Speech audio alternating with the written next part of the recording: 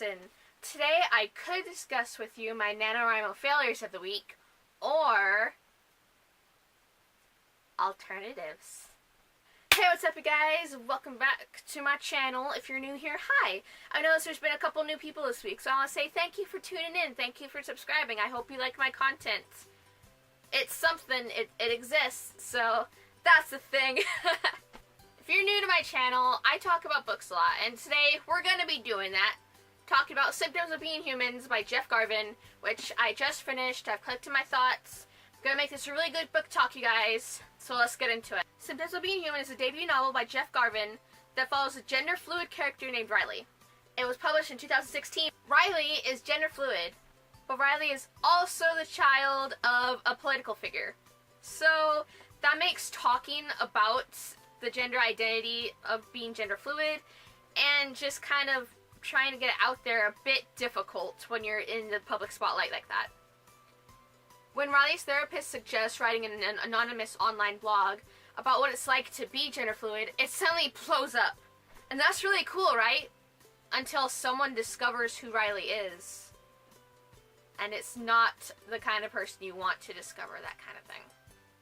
This book talks about gender identity, LGBTQ things, and anxiety, and just things that I think more people should read, should hear about. This book was fantastic, you guys, and I only picked it up because I had a small little blip on someone's video. They didn't even go into that much detail about the book. It was just a really quick thing, less than a minute, and I've never heard anyone talking about this book. And it's been out for over a year. It came out in February of 2016, so it's been out almost 2 years.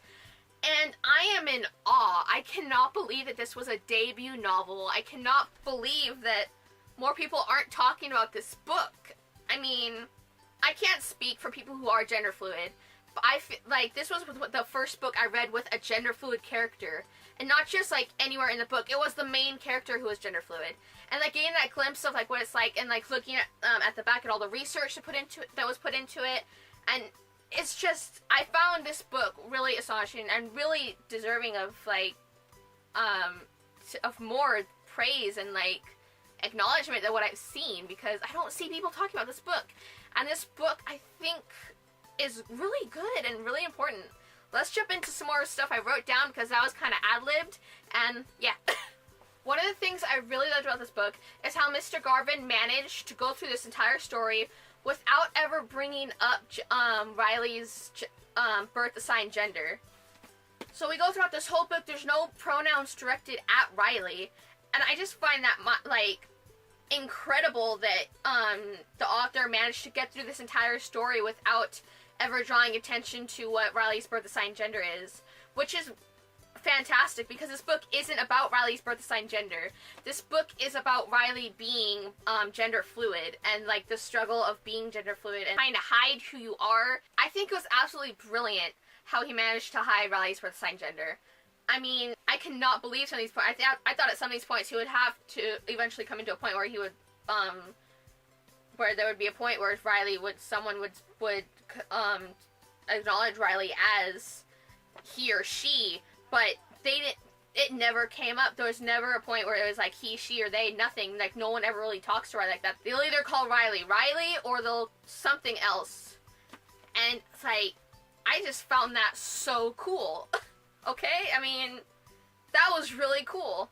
Now you're probably wondering about what gender fluid means, if you don't know, or if you do know. Let me just tell you the dictionary definition of gender fluid, and then I will tell you Riley's definition of gender fluid. So the dictionary definition of gender fluid is denoting or relating up to a person that does not identify themselves as having a fixed gender. That's the dictionary definition. Now Riley's definition, or way of describing being gender fluid, is that it's like this internal dial that sometimes leans more towards masculine and other times leans more towards feminine. And it's never set. It's never a set thing. It's changing constantly. At one point it could be like masculine in the morning, and possibly later it could be leaning more towards feminine. There are days where it stays at feminine and like will never touch masculine. It's never a fixed thing. It's just how it goes. It was a really interesting concept to read about and how it was viewed.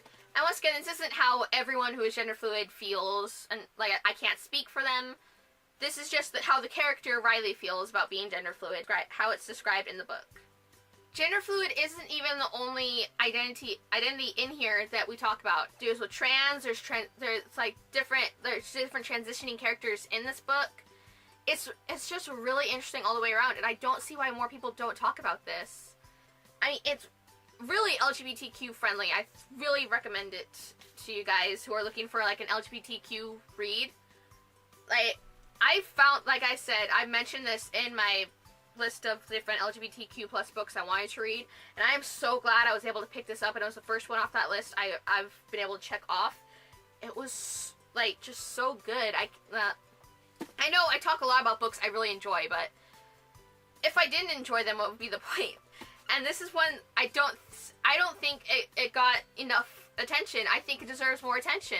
I'd really love to know someone who is gender fluid, if anyone in my audience is gender fluid, and if you have read this book, what your thoughts are on this book. Or if you haven't read this book, please go read this book and like tell me your thoughts about it, because I would love to like hear what someone who is gender fluid thinks about this book with a gender fluid main character. I hope I've been describing things decently. I think that's where I'm going to end this book talk, because I'm just going to ramble about the other things I love about this book. I don't want to give you too many spoilers. I just want to say I think that was an amazing debut novel. I could not believe, I did not know it was a debut novel, and then when I got to the end, when I found out that it was a debut novel, I couldn't believe it. That was so fantastically written, and I just cannot believe that that was a debut novel. Bravo, Mr. Jeff Garvin, that was freaking amazing. I mean, I cannot get over it. So yeah, let me know down in the comments if you've checked out this book, if you have heard about it, if you haven't heard about it, if you're interested in reading it now. That's all I've got for you guys today. I hope you enjoyed this video. I hope you'll check out Symptoms of Being Human, because I think it's awesome, and I hope that you'll think it's awesome too, because I want to talk to more people about this book, honestly. So yeah, cool beans. If you like this video and you feel like, hey, maybe I'll like some more of her stuff, you can go ahead and hit my face right here. There should be a little icon where you can subscribe. And if you want to see more book talks, you can check that out in a playlist right here. If you missed my video of me like showing off my new Shane Dawson shirt, which I'm wearing conveniently in this video, you can check out the playlist right here. You can check out the video right here. And that's all I've got for you guys today. I hope you have a lovely day/night, and I'll see you later.